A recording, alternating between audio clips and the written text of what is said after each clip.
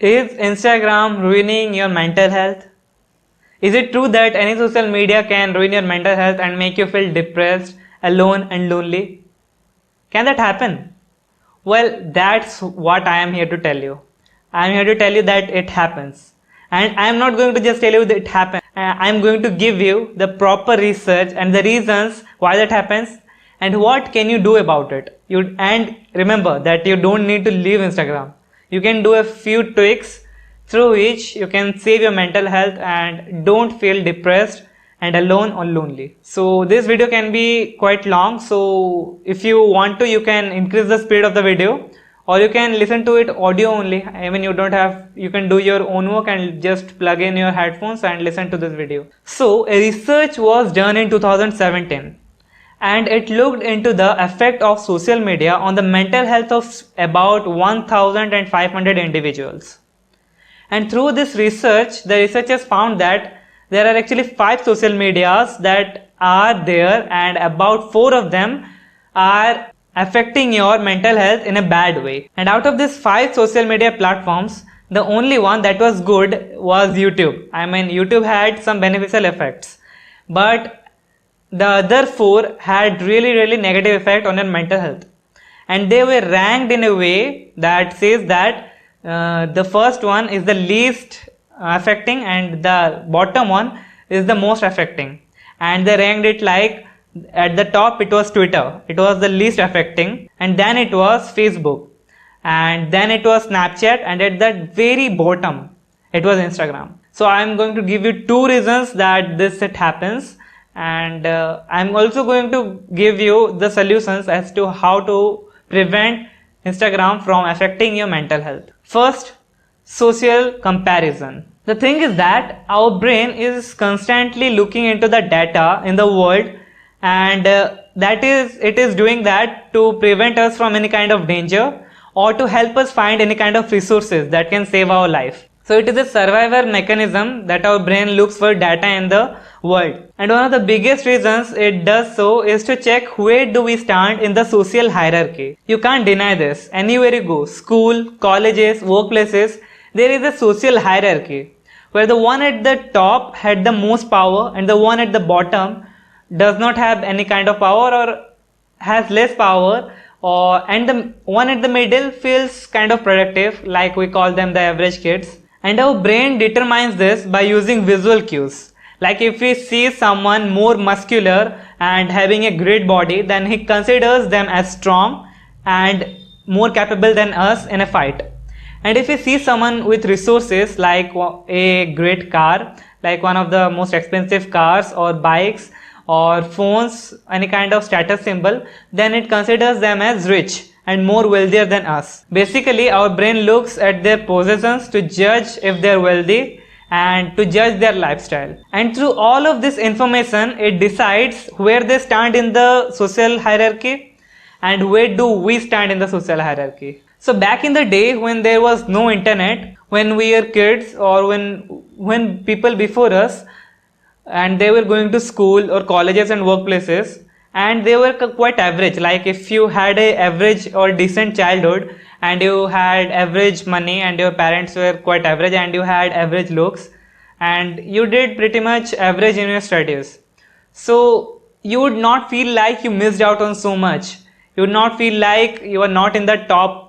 I mean, there will be someone at top, there will be very few people at the top. You would not feel the desire that you will not feel that kind of guilt that you are not in the top, because most of the kids would be in the average section with you and you would feel more like you are accepted and participated. So you will not feel hurtful or resentful. But after the arrival of social media and the internet, even if you are a 17 or 18-year-old kid, you will see kids of lower age than you, earning more than you and doing more work than you. And you will start perceiving yourself as lazy, as not hardworking, as someone who is not capable enough and someone who doesn't deserve success.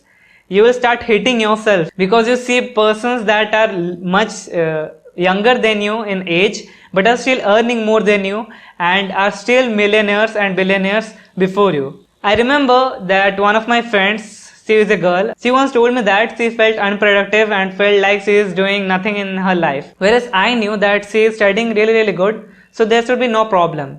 But she felt that she told me that she saw Charlie Milieu reach 100 millions on TikTok, and she has so much following on Instagram too. And she doesn't have anything like that. And she is enjoying her life and she can't.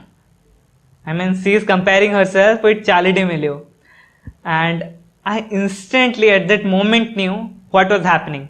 And I told her that she had her advantages, she had her unfair advantages which you don't have.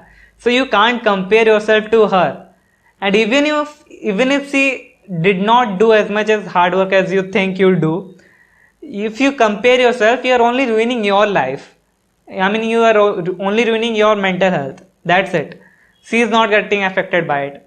And I remember it. It was in one of Gary Vee's episode, his advice to every 20-year-old. The video's title was Gary Vee's advice to every 20-year-old. And there he went on a call with someone and she told that she felt insecure because of Kim Kardashian. She became the youngest billionaire of all times and she thinks that she can't do it. So it happens. Our brain is naturally designed in a way that it would compare us with our surroundings to place us in a social hierarchy. And due to arrival of social media, the world around us has become bigger and the brain does not see it as a fictional world. He sees it as a real world. Our brain is now comparing us with the whole world. I mean, everyone out there is more richer, and you will find some people who will be more richer than you at your current age. But you can't let that take you down because everyone does not have the same start and everyone does not have the same unfair advantages. I mean, everyone has advantages, but not everyone has the same advantages. Some have more monetary power, some have more influential powers, and some have more resources than anyone else. So it's completely futile to compare, but that our brain does not understand. It does this. It compares to people. So we can't stop that if we are not, constantly reminding and if we are not changing our mindset. So in summary, our brain compares us with the whole world right now, and it only sees the people who are successful than us, and it puts them like there are 100 people more successful than me, there are 1,000 people more successful than me, but I am not. But see where you are comparing yourself with. You are comparing yourself with billions and billions of people, with the whole world. That's the difference the social media has made. And now the second reason. The second reason is Instagram. Yes, I said it right. Instagram. It is one of the biggest things that a guy faces. I can't say it for girls because I don't know actually. I haven't gone in the details and asked girl about this. But I can say it about boys. There is a certain community on Instagram and there are certain meme pages and certain pages that call themselves Fabstagrammers. I mean, they post memes and pictures that will help you fab. Help you masturbate. If I'll be honest, I was one of the I was actually in that community pretty well. I used to follow every kind of pages and used to watch all the memes because I used to enjoy, you know what I'm talking about. So what it did was it increased my masturbation level. Not because porn is banned, not completely banned, but you can't access all the popular websites.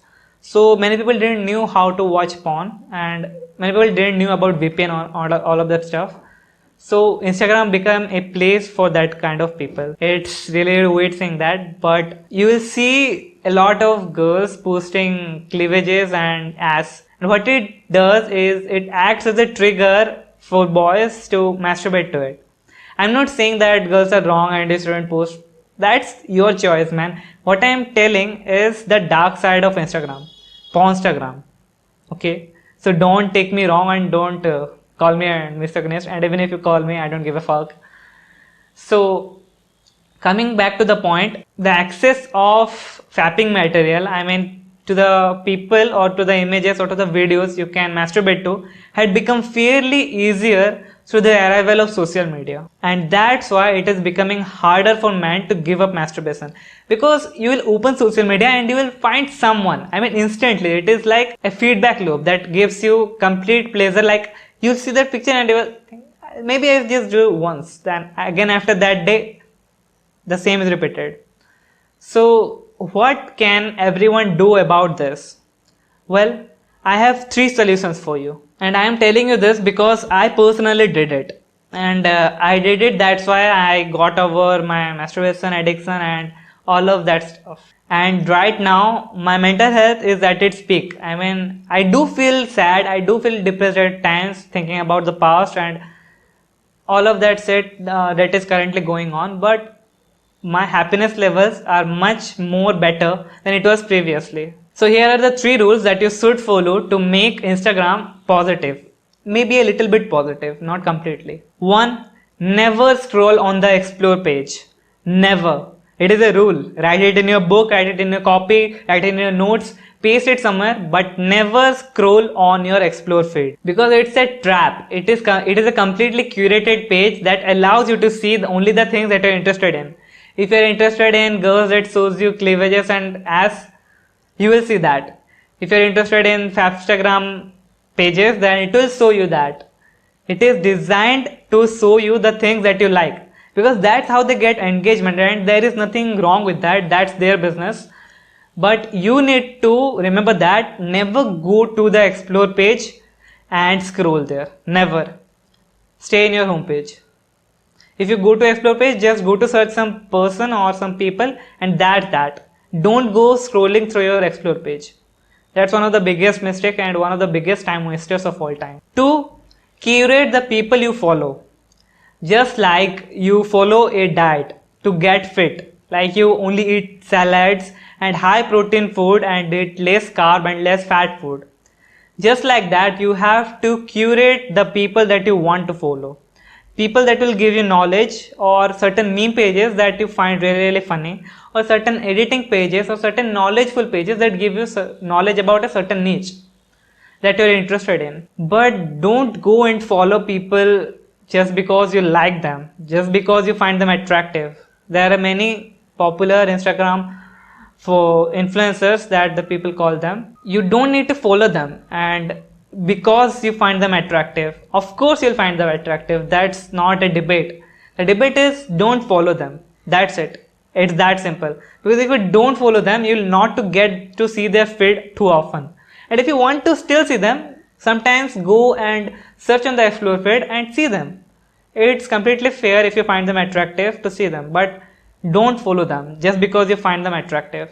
Follow people that you think would add value to your life, would teach you something, and only follow that kind of people. Because social media, you can use it for learning, or you can use it to have fun. And I'm not saying not to have fun. You can follow meme pages and follow editing pages, video pages. I also used to see a lot of memes, and that is quite relaxing and funny too. But don't follow people just to find them attractive. 3rd, leave that account. If you have an account on Instagram and you have followed a lot of girls, and if you have if you have a curated feed of only girls showing their ass and cleavages and Instagram posts like memes that will trigger you to fab, that will trigger you to masturbate, then leave that page. Tell your friends, share a story to your friends and tell everyone you want to follow that you opened a new page and you're leaving this page. So open a new page and curate that page and close that page, because it's not worth it to go and unfollow, because obviously you will see the explore feed sometimes and obviously you will scroll down. That will act as a trigger. So close that page altogether and start a new page. And if you're thinking that you will lose a lot of friends, then you won't. People who you talk with regularly will want to communicate with you and they will come to that page. And obviously you will tell them that I'm changing my page, so please follow me there. I'll be deleting this page. And you don't need to tell them why you're deleting, because they'll ask and you can't say them all of this stuff. So do this. These are the 3 things that have helped me a lot. You don't need to leave Instagram forever, because Instagram is a good place. You can learn so much here. but it can also turn into a dark place, like the thing I talked about, Instagram. So if you like this video and if you find it valuable, please subscribe to us because it's completely free to do.